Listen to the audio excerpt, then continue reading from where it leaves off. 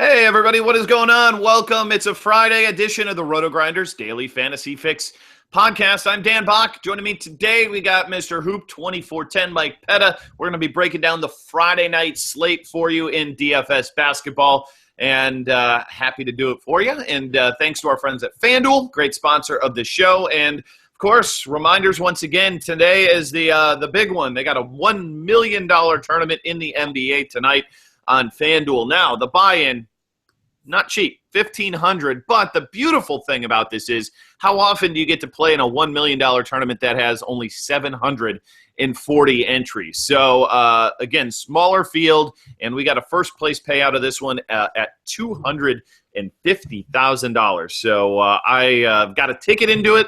Now the question is, do I have the wherewithal to hold out on paying up another $1,500 or a $1,500? I got a ticket, but paying up for a second entry in this one. That's the tricky thing, Hoop. This is where I get kind of troubled, because in a small field like this, I don't think you need to go too off the board in terms of your lineup that you're selecting. Hell, you could even put in your cash lineup if you wanted to, especially looking at today where I don't know there's going to be a ton of overlapping cash games. But then on the flip side is, you want to play for first, build GPP lineups a little bit different. But there's nothing more tilting than if you built like a really solid cash lineup that's top 5% or something like that, and then your GPP squad you build craps the bed. And then you look at it and you're like, oh, if I would just played my cash team, I would have won $10K. Yeah. So that's where I probably will end up being a sucker and putting my cash lineup in and then getting a little bit daring on a GPP. What about you? How you playing? I'm assuming you're going to be in this sucker. Yeah, I'm going to get in. I mean, at least one, maybe two. I don't know. What's the max on this? I haven't looked. I mean, a guy like you, I'm sure, could just open up the checkbook and max this out. But a guy like Hoop has to be cautious of his Hoop bucks here. That's more Tony. That's more Tony. Let's be real. Yeah, it's our third guy that's not here. So, I mean, this is a sweet spot for me, the number of entries here, the 750. Yeah. I mean, that's just a nice range. You don't have to get too crazy, like you said. And honestly, even a cash type lineup is not out of the question of taking this thing down. So, I like it a lot. 740 people. You got the $250,000 up top. My favorite part about it is you don't have to get too wild on it. So, I mean, I think two lineups is probably pretty good. Do something semi-chalky, and then with your second one, take a few shots and hope the chalk kind of whiffs a little bit. Yeah, and it's a 22 entry max in that one too. So not like, I mean, I suppose you could, put in 30,000 or whatever worth of entries into it if you wanted to, but and I'm sure that some people will, but I'm not going to be one of those. But I don't feel like you're too far behind the eight ball there, even for the people who max enter. And I don't think there's going to be maybe one or two or possibly three people who do that. But right now it's sitting at 379 of 740. So keep your eye on that one. That's the marquee tournament tonight on FanDuel. But they do obviously have other tournaments for you for smaller stakes players. And believe me, I'm not a high stakes player. I probably wouldn't be into it unless I picked up that ticket. And we've got a shot tournament today, $3 buy-in, $375K. They actually moved the shot back down to $3. It was at $4 for a while, now down to $3. And they kind of changed some things up too. They got the Slam today sitting at a $30 buy-in. They're calling it a Slam special, $300K with $50,000 going to first place. And the Dribbler single entry tournament as well, and a couple of 3-entry max tournaments on FanDuel, so check that out. And, of course, single entry series for NFL, that continues this weekend. Make sure you jump in that. I think it goes a long way to helping FanDuel kind of see, yes, there's demand for single entry tournaments, and especially, very neat designed single entry tournaments where, again, we're compiling all your scores over the next 4 weeks, and the top three will have a chance to play for an extra $25,000. That's basically just added value to the tournament. So I really, really, really want to do one of these for the NBA as well. And the better we sell out in NFL, I think the more likely we're going to be able to do these in NBA. So that would be a heck of a lot of fun. Hopefully we can make that happen. But check them out over there on FanDuel. Hoop, let's get into it. Quick recap of last night. It was simple. If you stacked up the the 230 total game, you probably did pretty well. I even saw some tweets this morning that the 2-game slates, the people who won the 2-game slates on DraftKings last night had good enough lineups to basically win the full slate tournaments as well if they would have used those same lineups. And that's what happens when you get double OT and you got James Harden and Kevin Durant on the slate, I suppose. Yeah, absolutely. I mean, that's basically all it took. I mean, if you didn't have a lot of exposure to that game, you likely lost. If you did have a lot of exposure, you likely won. So, I mean, it was pretty cut and dry last night.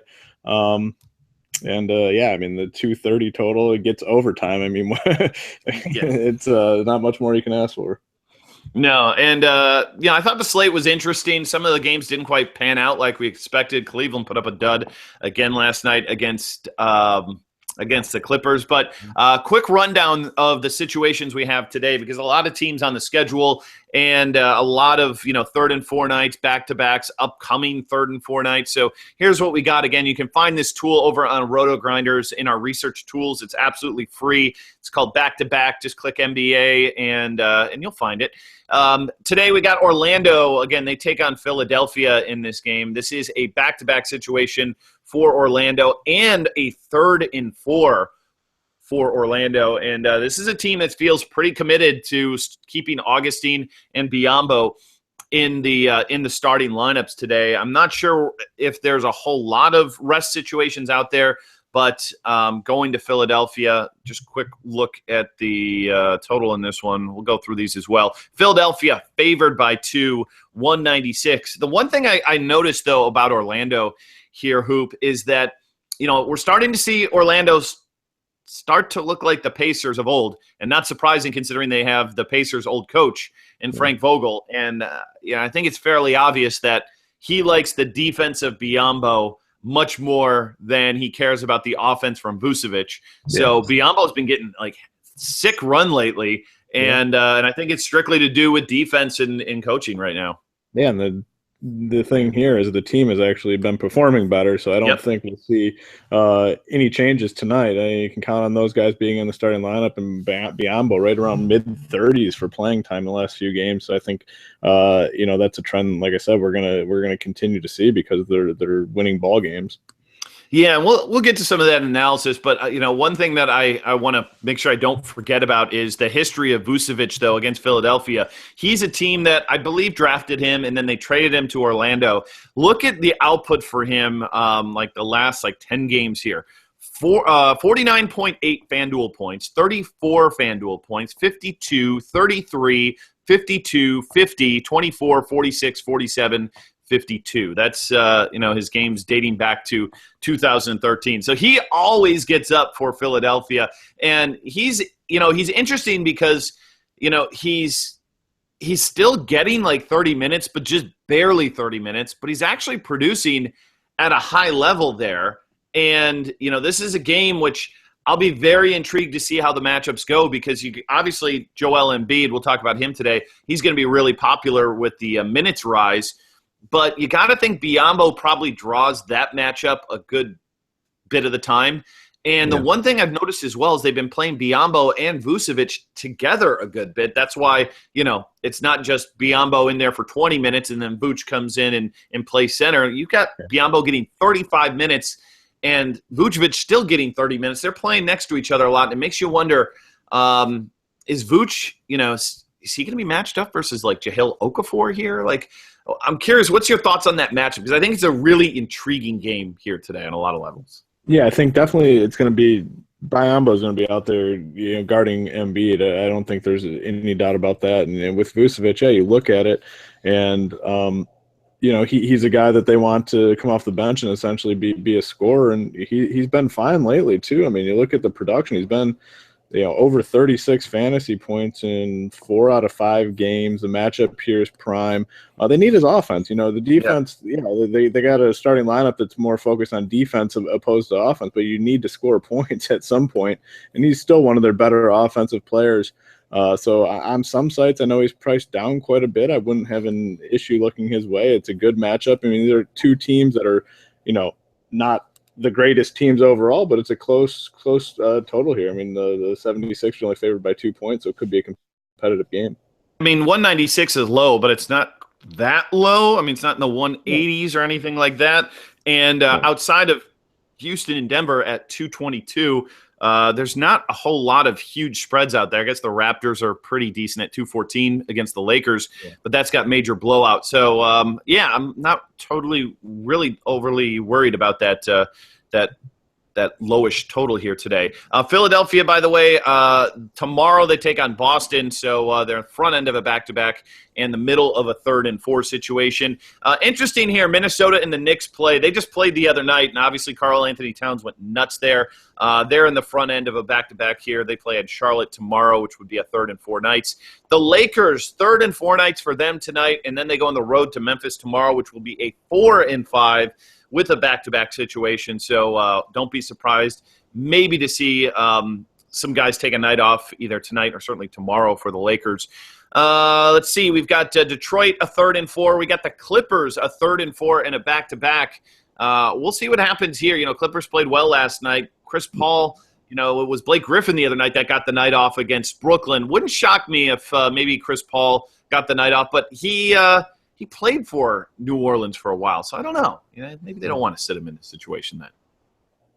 Yeah, that was a situation where on Monday or Tuesday, Doc Rivers came out and said he was going to look to rest some guys, and then it was a Monday, I think, when we got the Blake Griffin news, and he actually did sit.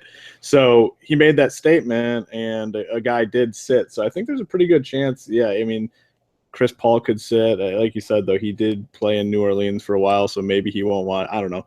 It's a situation to definitely monitor because the coach said something, and like you said, like I've said in the past, we don't necessarily believe all the coach talk, but this is a situation where the coach said something, and then later that day something happened. So you definitely want to keep an eye out for these guys tonight. Yeah, Cleveland, they take on Chicago, 3rd and 4 back-to-back for them. I know last time they were in this situation, we actually called it on the podcast and said, LeBron, there's a good chance he's going to sit today. And I wish I would have just bet because, the lines hadn't put that into consideration. Yeah. And you could have made some probably pretty good coin on that. I'm not sure how it turned out in terms of Cleveland's play that day. But either way, you were going to get good value on that line. I don't think it's going to happen tonight, though, against Chicago. They've played like total garbage the last 2 games against Milwaukee and the Clippers last night. I'll be a little surprised if Lou Williams, says, give some rest. I know that they've played bad and maybe they need it, but I also think like, hey, you need to end this bad run you're going on. So I'd be surprised to see too many people sit in a 3rd and 4 here. And then let's see, we've also got San Antonio, 3rd and 4 for them. We saw Pau Gasol sit out the other night, so probably pretty likely he's going to go today. Wouldn't be surprised to see Parker or LaMarcus Aldridge potentially. And then the big one here is Houston. Literally, Hoop, the worst situation you could think of for a team here. Second worst. The only thing that would be worse if it was a 4 and 5 nights, but it's a 3rd and 4 with a back-to-back coming off of an overtime game, and oh, by the way, you got to go to the altitude of Denver where there's plenty of stats to back it up that, like, on the back end of a back-to-back, going to Denver is like, fantasy point production, that's like at its worst compared to their baseline performance. So tough spot for Houston here today.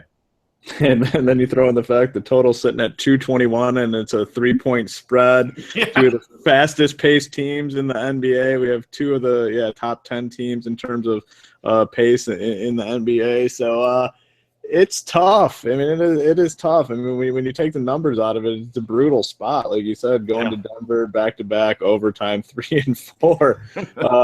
But we have the highest total here and the closest spread, so it makes the decision pretty tough.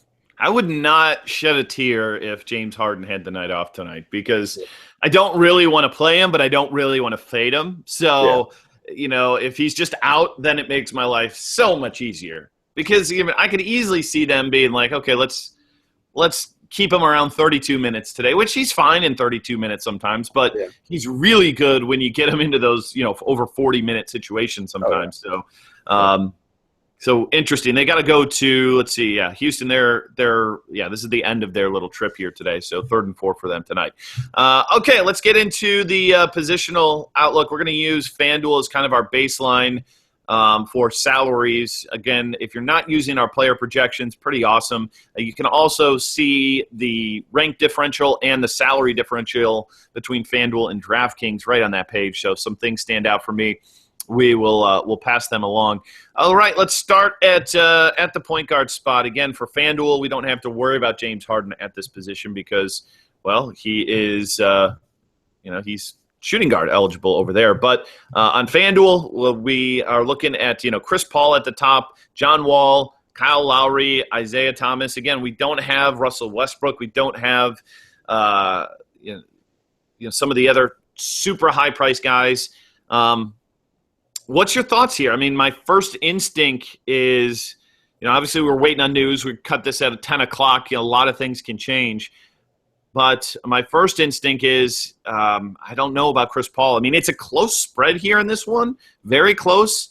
But, man, 3rd and 4 makes me a little bit nervous. I think it's a tough night tonight. Give me your initial thoughts here on point guard. The first thing when I look at this top tier of guys is, in terms of cash games, there's not much appeal there. Chris Paul in normal circumstances, I think, he's the guy you pay out for, 9.4K. It should be a fast-paced game, but that news has me a little bit worried. Maybe we'll get some clarity throughout the day, and then Chris Paul can kind of emerge as the guy that we pay up for. But as it stands now, with Doc Rivers saying might be looking to rest some guys this week, kind of wait and see.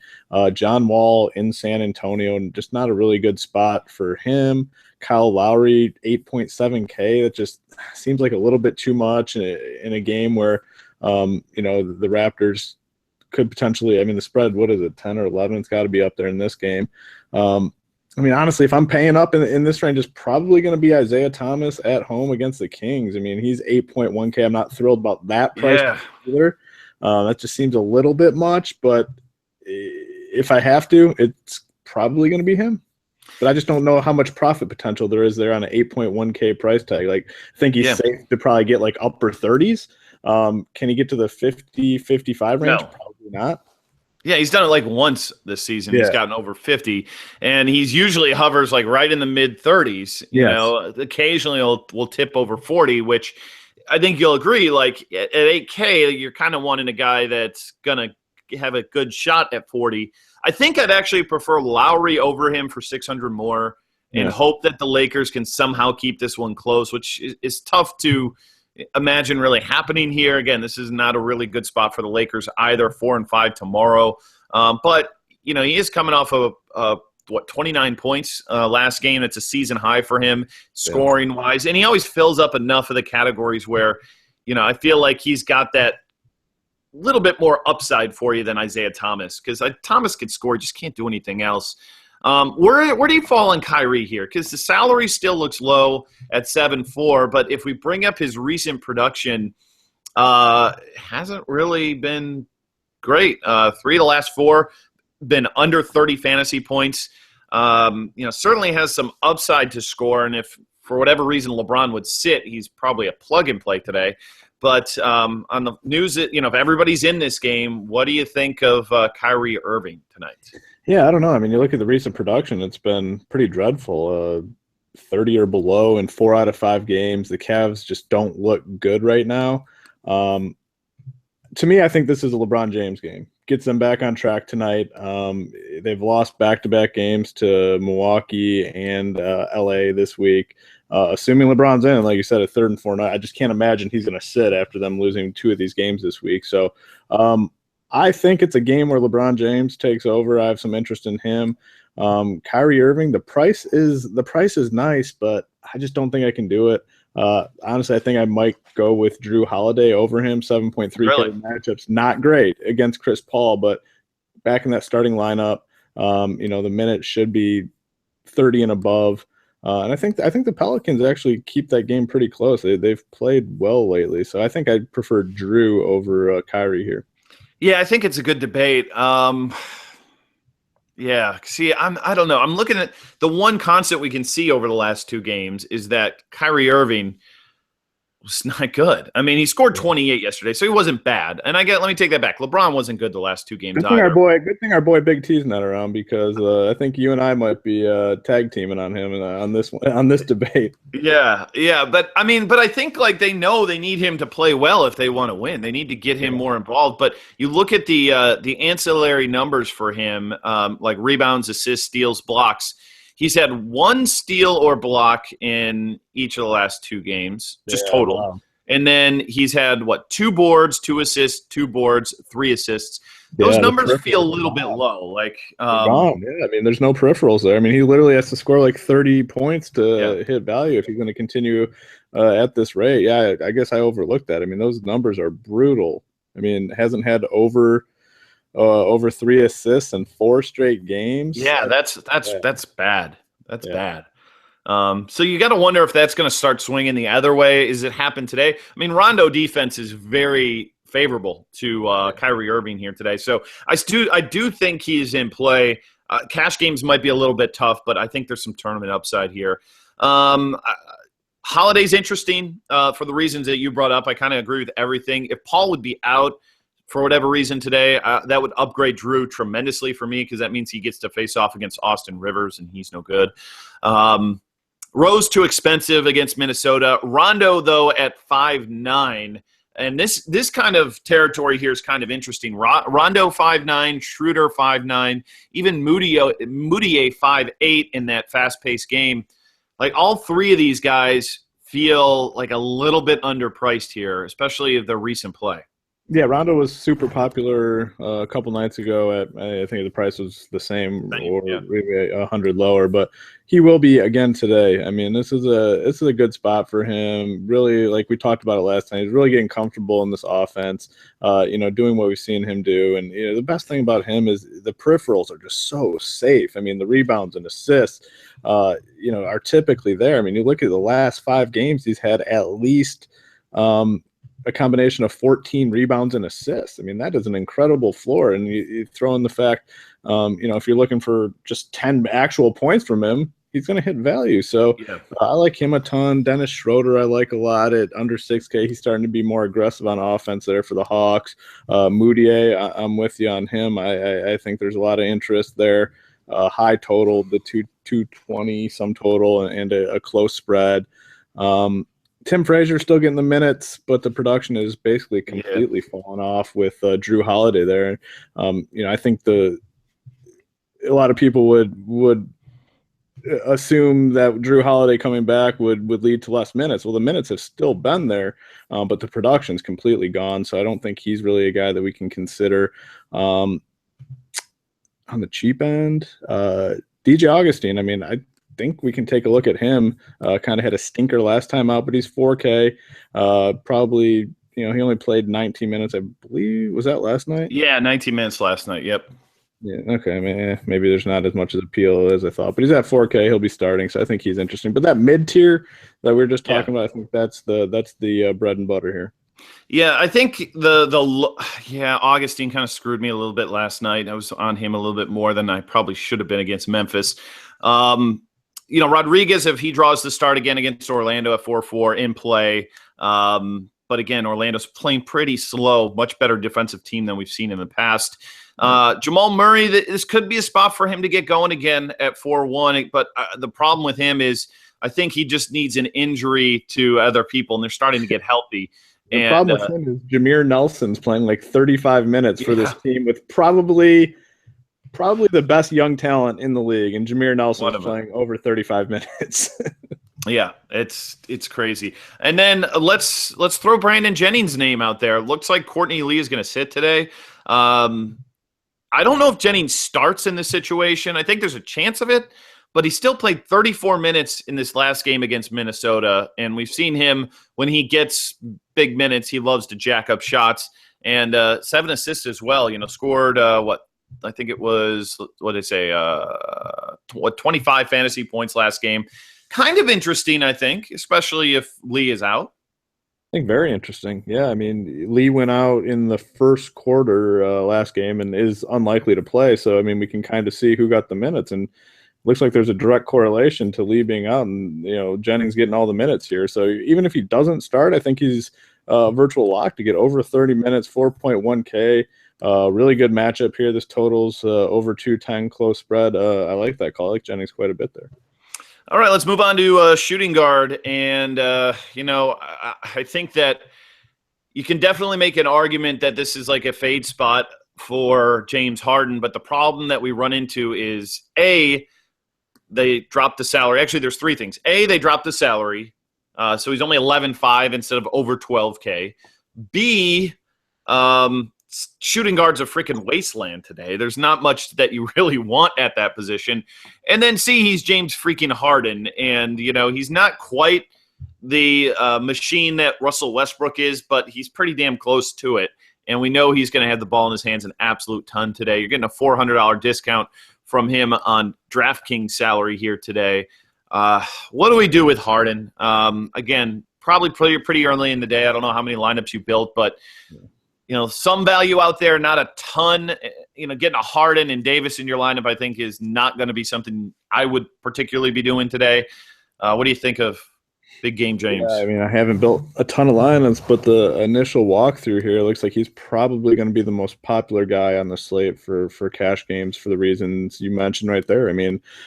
Shooting guard, not very appealing. I talked earlier, the total in that game's massive. The spread is close. His price came down, like you mentioned. The most popular, and with Anthony Davis getting the price increase up to 12.3. There's a $800 difference between the two primary spends on the slate between Harden and Anthony Davis, and power forward's a stronger position overall. So, with a softer pricing that we have today, I think Harden's going to be the guy that everyone spends up for. Yeah, and I think that's why I'm going to play two teams because in that big tournament tonight, because I want to play a team without James Harden tonight because I don't think it's an impossibility that he gives us 45 fantasy points. Now, here's the deal. Like, the rest of the position is pretty bad. That still might be good just because, compared to what you're going to get from other players at this position, because he's a clear standout for me. Now, I'll say this much on DraftKings. We got DeRozan down at 8.3. I think he's intriguing at that number. At 8.9 on FanDuel, I don't know if I quite want to play that salary, but I think he's an interesting pivot off of Harden. He saves you a lot of money. The spot is just fine at home. Could be a blowout, but he's also a guy that, I've kind of talked down on him. I think you have too. We don't like playing DeRozan, but I don't think all the scoring is that fluky. I think he can get back to that. I think he can easily give, if you think this is a down game for Harden, and when I say down game, that could be 50 fantasy points. Ask yourself, what's the chance we can get 47 from DeRozan tonight? I think it's pretty decent. I don't think it's an impossibility here against the Lakers team that just doesn't play much defense here. Just, real quick to add on to the Harden thing. The spot here is super interesting. You made the argument. Don't be afraid to fade him. Even if he does have the big game, look what you did the other night in Slam. You faded a guy. You didn't fade him, but your best team didn't have the guy that scored 75 fantasy points that night. So even if Harden does have a massive game, you're not drawing dead. So, don't be afraid to build lineups without him today. As far as DeMar DeRozan, I played him. I hate to interrupt, but look at the peripherals for DeMar DeRozan, and I think they're not fluky anymore. 9'6", 5'5", 7'4", 5'9", 4'7", 9'4", 5'4", 6'4". If the guy does score his 25 real life points, we're almost a lock to get over 40 for him tonight. Yeah, a guy that's been super scoring dependent for, ever since I've started playing DFS, a guy that typically needs the 30 actual points to get to value. But yeah, the peripherals have been there, and it's been over a decent period of time here. You just rattled off the last 6, 7, 8 games. Double-digit peripherals in every single game. A combination of rebounds, assists, and then you throw in some steals too, which he's been getting. For me, it's just DeMar DeRozan's a guy I just can never. I played him once. I know. 2 nights ago. 2 nights ago, I played him when we went for 14. Or 2 games ago. So Yeah, I 2 have games ago, his worst game of the entire season. Yeah, when your boy Hoop gets on him. So I just DeRozan, the guy I just don't understand. I don't get. Fair enough. The price tag on FanDuel is a little much. It is cheaper on DraftKings, but he's averaging close to 30 points a game, and if those peripherals stay in line, I mean, he could easily game. So I don't hate it in tournaments. I'm starting to come around on that against the Lakers a little bit here. Just if you told me today it's a 4-quarter game, I think I'm playing him tonight. That's just my biggest concern. So Lakers have surprised a lot of teams too. I mean, they're not a bad team. I mean, they keep a lot of these games competitive where they're projected to get blown out. So 10.5 too. I usually get a little bit more nervous when we get like to the 12 and the 13 range. So 10.5 doesn't automatically mean it's over by the third quarter. So I'm kind of interested there. Let's see. Let's go down. I'll tell you the guy that I think we need to play at shooting guard today is Evan Fournier against Philadelphia. He's too cheap on FanDuel at 5,800, and I'll tell you why. I watched that game last night. Listened to the broadcasters, which I'll tell you what, it's really helpful to watch these games and listen to what they have to say. Like baseball, you don't need to listen to what the broadcasters have to say. You don't even have to watch the games necessarily. But they brought up a really good point where they said that the change in the starting lineup the last 3 games has really put the scoring onus on Evan Fournier, because let's face it, Peyton and Vucevic are way more offensive-minded players than Augustine and Biyombo. So you take them out of the mix. You throw Aaron Gordon in there, who's I just don't think very good. It's like Fournier has to be aggressive offensively. And at 5,900 just feels too cheap. Now, the 11 for 14, I don't know if he shoots that well today.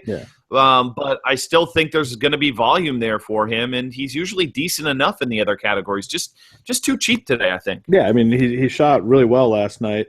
Last night, 28 actual points, but the peripherals were completely gone. So I think, maybe we can count on a few less points, but the peripherals will definitely be back. I mean, he's out there playing, between 35 and 40 minutes for the most part. He's going to get more than just 4 assists. I mean, didn't pick up any steals and had 3 turnovers. And that's a team – it's against a slower team in the Grizzlies that, predicate a lot of their game on defense. So I like him a lot. I mean, he's literally their best offensive player. He's their best chance of putting the ball in the bucket. He's going to be shooting the ball. There's just no doubt about that. It's a good matchup against the 76ers.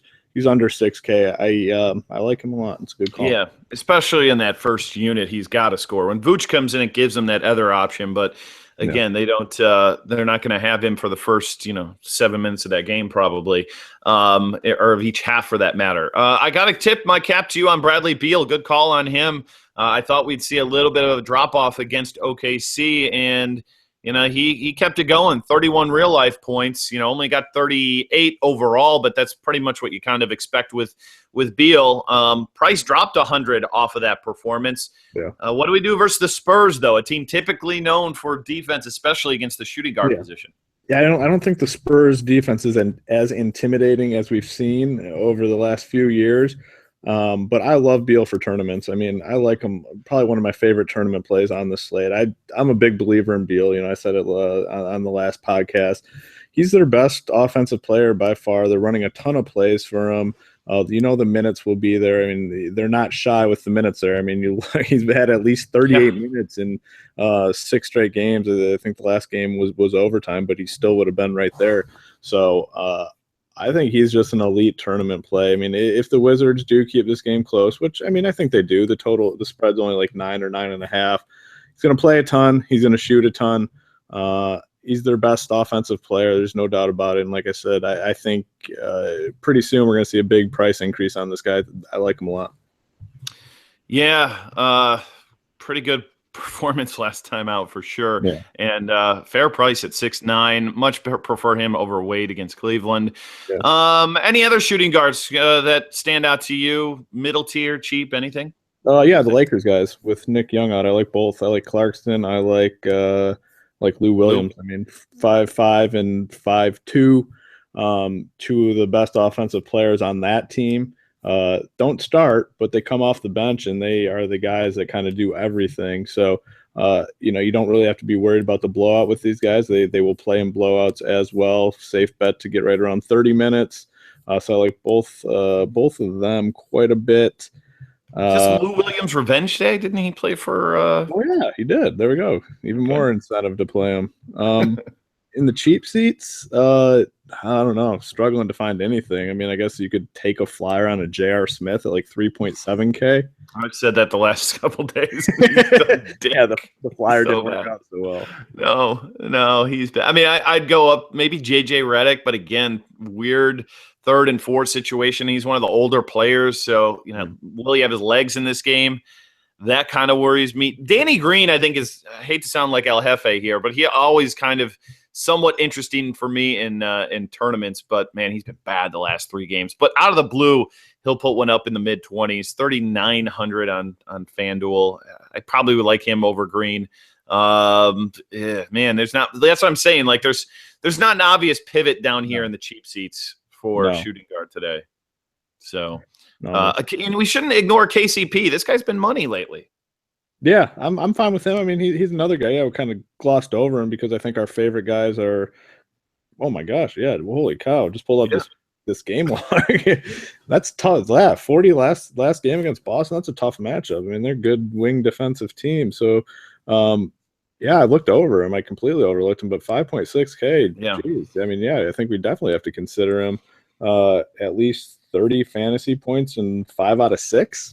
Yeah, and Atlanta, Corver as a wing defender potentially on him tonight. Like, that's not going to keep me off. Like, I mean, I think we've got his projection at 24 right now. I think that's too light. I think we got to go up to like 28 or so with him.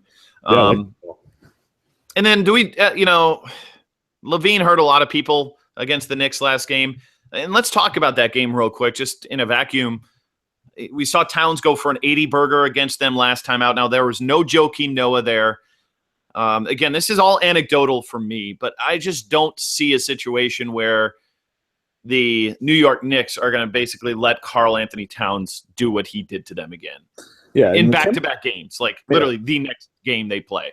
Timberwolves are turning into a team that just it's tough for DFS. I mean, the guys, a lot of busts night in, night out. Levine was semi-popular last game, and 19 fantasy points. We've seen Wiggins be up in the 50s and down in like the 10 range for fantasy points. We've seen Towns in the 20s, and then, like you said, 80 last time. So their team really doesn't have much of an identity. They're losing a lot of games, and all those smart DFSers who bet the over on the team total. Like, it's just they just don't have an identity. It's just a bizarre team for me. So I think all good tournament plays: Wiggins, Levine, Towns. I mean, Towns probably the safest. Like you said, though, they're going to put some attention on him tonight, so might not be as safe as you think.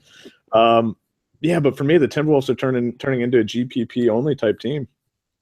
Yeah, and I don't hate Levine. I mean, typically this is a pretty good matchup defensively for opposing shooting guards here, and he still played 42 minutes that day off of 44 the game before, 39, 30. Like he's locked in his minutes.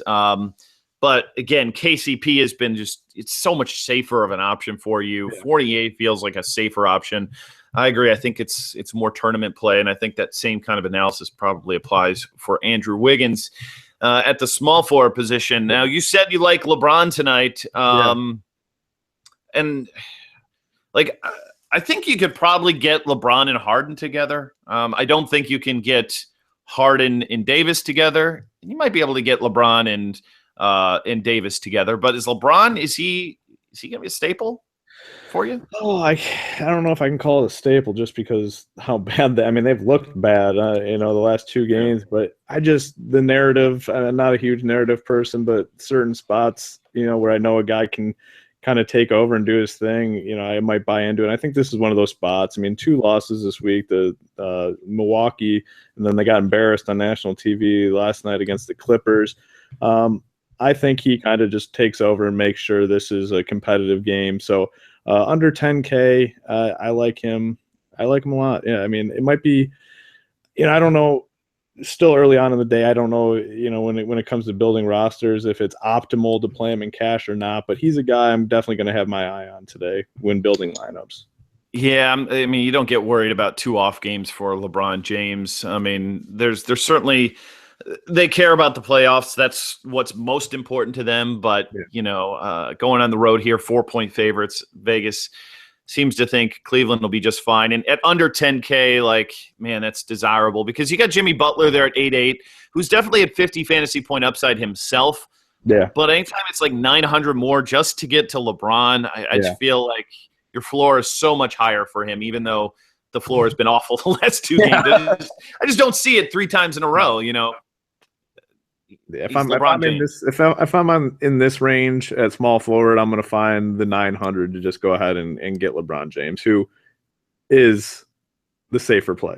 The last 2 games, not the case, but that's a super small sample size there. What about Kawhi at 8-1? I mean, I think I like him way better than Carmelo Anthony at 7-6. Probably like him better than Butler at 8-8. Against Washington here, it's a home game.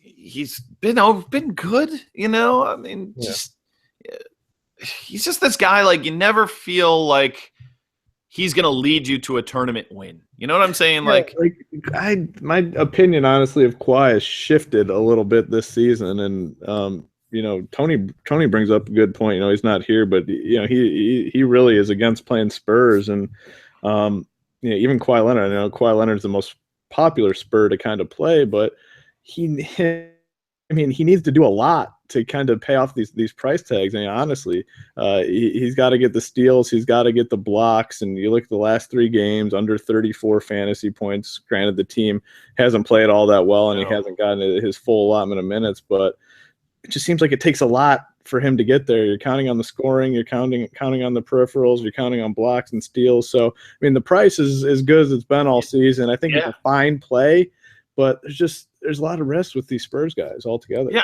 I think when you look at the value of it, though, because you hit up on it, it was 77.9 the opening game against Golden State, and has not been below 8.2 the entire season. And now he got all the way up to looks like 8.9 at one point, and now we get him at 8.1. A lot of daily fantasy is like kind of like tracking things like that and being like, how great of a value is he? Because I mean, I don't think like anything's really changed for him from when he was 8.9 to where he is now at 8.1. So like, I think he's in play. In play. You just don't feel good about it. No, I mean he's a fine play, but you have to be very careful with these Spurs guys. You got to look for spots. You got to look for price breaks, like you mentioned. I mean, this is the cheapest. Yeah. I mean, I don't hate him. I'm not building around him, I guess, is what else. Yeah. And we look at the rest of the position here at small forward, and there's not a lot to love again on the middle tier and the cheap end, I don't think. Wilson Chandler, nice game against Houston maybe, but Gallinari came back and boom, next thing you know, his output plummeted. So unless Gallo would sit, it's hard to pay him at 6.3. You never feel good about Rudy Gay. Not a great matchup versus Boston potentially here there. So at 7.2, don't feel good about it. Wiggins, we already discussed him. Porter gets the Spurs. 6.1's a fair price, but again, tough matchup there. Crowder, I don't hate him against Sacramento, but he's another guy kind of cut from that same cloth of Kawhi Leonard. Now he's cheaper, but feels like you never feel good. Like he usually gets there at the end, but he's grinding to get it, like 5-4-2, 4-3-2, 3-5-1. I mean, I'm more interested in him, I guess, on the cheaper end. He's the one guy that kind of stands out. Yeah, Crowder, that's a good call. And I know there was he had some sort of minutes restriction, but that has been lifted, and he played 32 and 36 minutes. The matchup's pretty good, so I think he's a fine option. But yeah, I think this is a position when you build your lineups tonight, no matter the route you take, you're probably not going to feel super comfortable about it. A lot of guys that I think are fine options. I mean, we've talked about Wiggins and the Timberwolves, more GPP plays. But the minutes are going to be there. I mean, in a competitive game, he's going to play 40 minutes. So, yes, I guess maybe probably more of GPP play. Crowder, like I said, solid. I mean, Ariza, Bazemore, even Marcus Morris, I think are all in play. Just comes down to how you build your lineups tonight. And like I said, I just don't think you're going to be super excited with what you end on here, regardless of where you go. Yeah, I'll throw a name out, or two names out there. Brandon Ingram played over 40 minutes last game. Was terrible. I mean, I wish Big T was here too, because he was the one who was so sure he was going to be the number 1 overall pick over Ben Simmons, and I won some Big T giblets on that one. Guys that can't shoot. Yeah, I mean, 1 for 9, 4 for 10, 3 for 10, 3 for 18. Guy can't shoot. Now he's young, and maybe he can turn into a shooter, but the comparisons to Durant could shoot coming out of college. He was a great shooter. Great shooter at Texas. Ingram was just a physical freak at Duke. Like, he's just unguardable. But wasn't ever really a good shooter there. But, when you play 40 minutes, you're going to get your way into 20 fantasy points most nights. And he did it, shooting 1 for 9 against Chicago last start. So if he's back getting those kind of minutes, I'm interested. And I'm going to throw this crazy name out there, and I don't think he can do it unless somebody sits. And I think there's a chance somebody's going to sit. Sam Decker for Houston against Denver. Look at this guy's last couple of games. He's about the minimum salary, played 26 and 27 minutes the last 2 against Golden State and Utah. He's a young guy, and 25 and 21 fantasy points.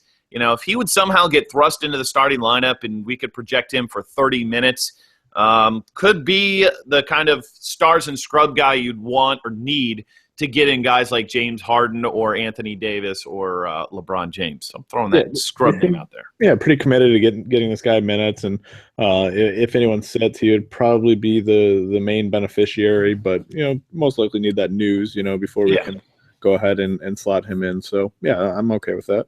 Yeah, I wouldn't like Ariza. Give him the night off. Come on, he's old. He doesn't want to play in altitude tonight. Give him the night off. Power forward, Tobias has been a beast lately at 5'7". I think he stands out price per point for us here today as 34, 39, 32, and price really hasn't risen. I mean, it's up, 400 from before, but against Atlanta, and keep your eye on that. I don't know if Millsap's going to play tonight. Still kind of has that hip issue, and I believe it too, because the guy just wasn't playing at the level we've seen him. It didn't really make a whole lot of sense except for an injury, and lo and behold, there's an injury there. So I like Tobias tonight. Davis on the high end, let's talk about him. 12-3. I think I'm all out on Davis tonight. I just don't think I'm going to pay that number. Yeah, it's a big number. I think it'll be low owned. I don't think many people are going to be paying that number. Like I said, I think people pay for Harden tonight, not Anthony Davis. So in tournaments, I would be all for firing away as 80 fantasy point upside. It could be lower than we've seen. The ownership could be lower on him than we've seen in a while. Blake, big game last night with all the assists. Didn't get the full complement of minutes. 9K. I mean, I like him. Not thrilled. He had 11 assists. Yeah, it was crazy. I mean, it's crazy. I'll say this much. I'm looking on FanDuel and DraftKings, the differential. All these high-end guys, way cheaper on DraftKings. Yeah. 600 difference on Davis, 500 difference on Blake, even $300 difference on Love. All more expensive on FanDuel than DraftKings. So yeah. Guy I love. I mean, the price is coming up, but Porzingis. I mean, you can see the shift. I mean, you can see the shift right before your eyes, going from a team ran by Carmelo Anthony to Porzingis being the main guy, and it's happening, and it's happening quickly. The price is up, but this guy, he's legit. I mean, 7.9's the highest we've seen in terms of price here on FanDuel, but you look at the box score, and he can kind of do it all. Score, rebound, the blocks, the steals, everything. I mean, this guy is legit, and I can say honestly, don't have a problem paying 7.9 for him at this point. No, I mean it's a peak number for him. I mean we're paying the highest that we have all season, but if he continues to give us 47 or 40s in the fantasy point production, you'll kind of take it. And I don't have a problem at all against Minnesota here with him. Man, Aldridge screwed me the other day on that big tournament on DraftKings. I kind of went fair and balanced, and I played guys like Ish Smith who had like 40 fantasy points and like was on it. And then of course I was like, okay, give me a good one, Aldridge, and I'm not going to win, but maybe get a top 10% cash here. And I cashed, but not as high because, boy, did he have another dog of a game here. And honestly, I was pumped when I heard Powell was out. I was like, okay, Aldridge back in Dallas. Boom, here we go. And 2 for 9 shooting. Couldn't even grab, more than 8 rebounds that day. 6,600, man, that is a cheap price tag on him. Yeah, you had to be licking your chops after those guys were announced out. I mean, it was just an ideal spot. And you play them. Those guys, they're announced after lock to be out, right? Yep, they were. Perfect situation, and then he just does nothing. Yeah, it's tough to go back there. If you're firing multiple tournament lineups, he's fine at that price. But if I'm throwing 1 or 2 out there, just don't see me getting there. Taj Gibson had a nice game last time out. I don't know about Cleveland here and Kevin Love. I think I'd probably avoid that. I mean, price is cheap, but give me Tobias Harris over him, and maybe even Jokic over him. I mean, Jokic. Yeah, that's the big news. That's the big news for me today, whether he's playing or not.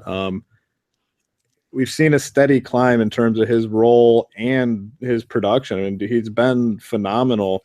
The minutes are there. I mean, really all we need. I mean, at 5.1K, we need him to essentially play over 20 minutes. And that's something we've seen in, 4 straight games, 23, 29, 31, 27. He's been over 22 fantasy points in all those games with a ceiling close to 40. So as long as he's in, I love him at this price tag.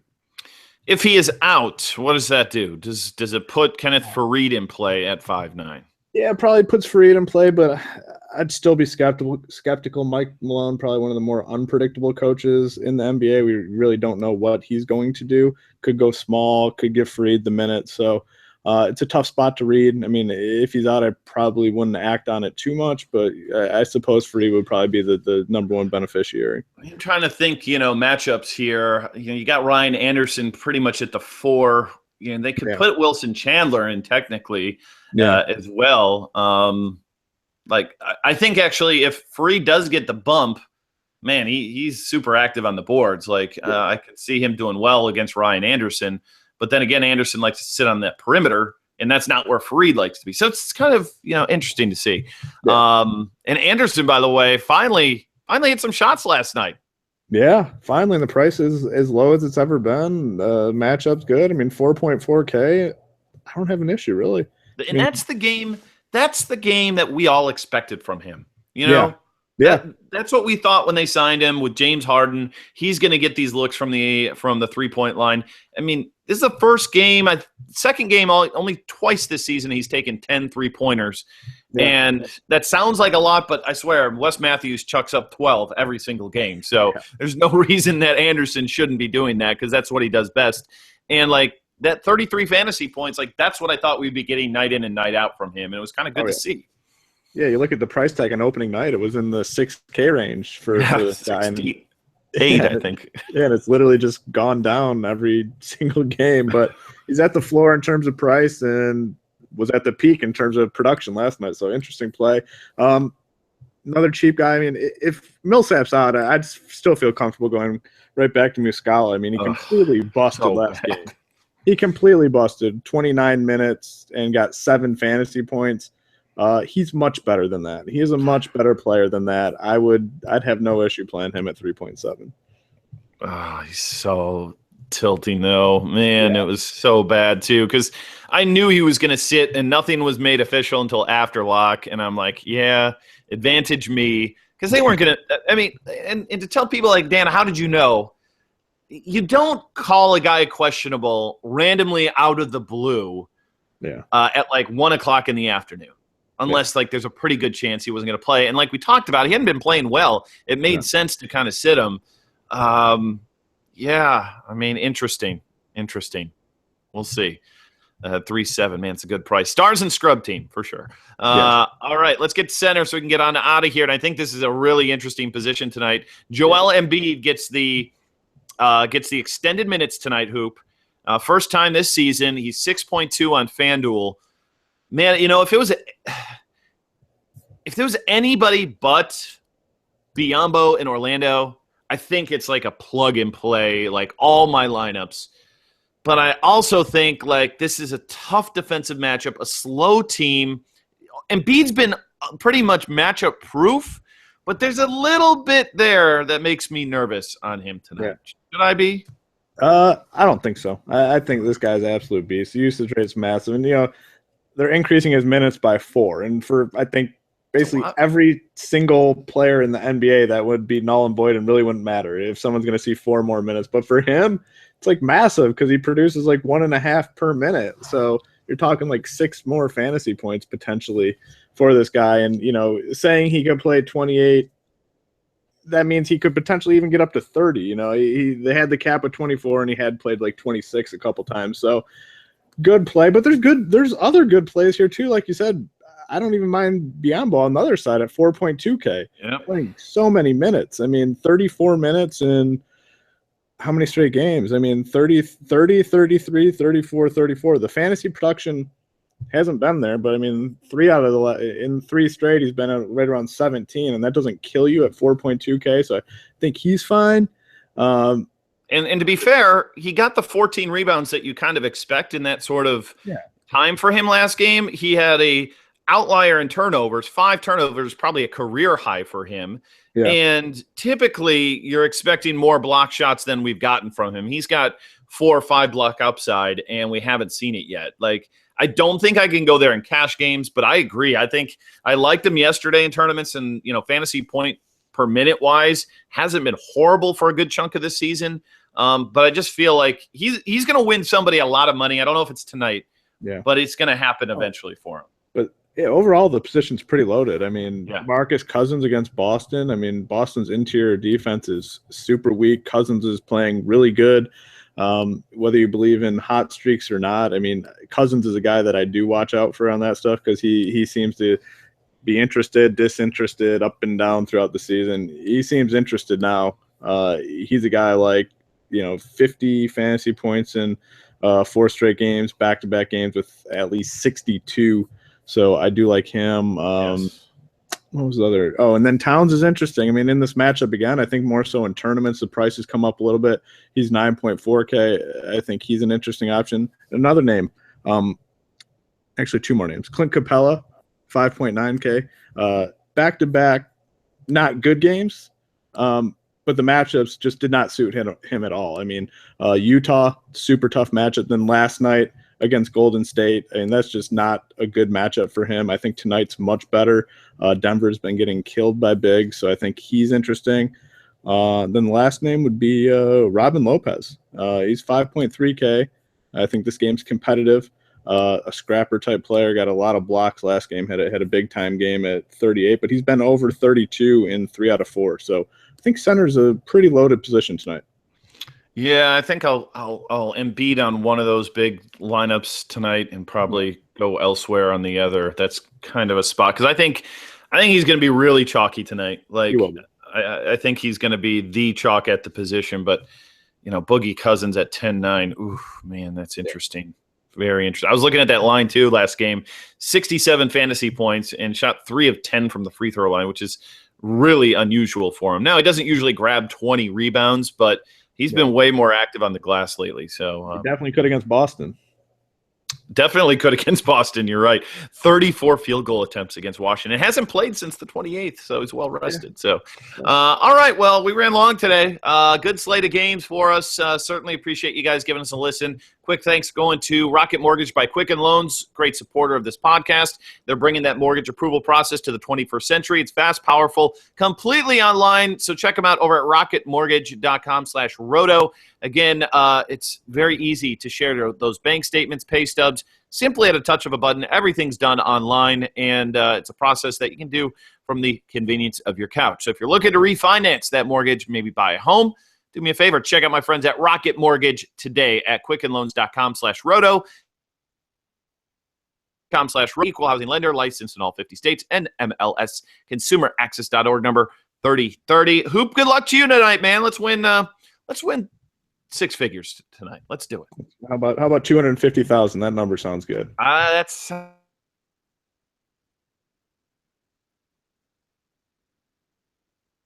fabulous. Yay, this weekend in NFL. We'll be back on the podcast come Monday. For my buddy Mike, I'm Dan, and we'll see ya.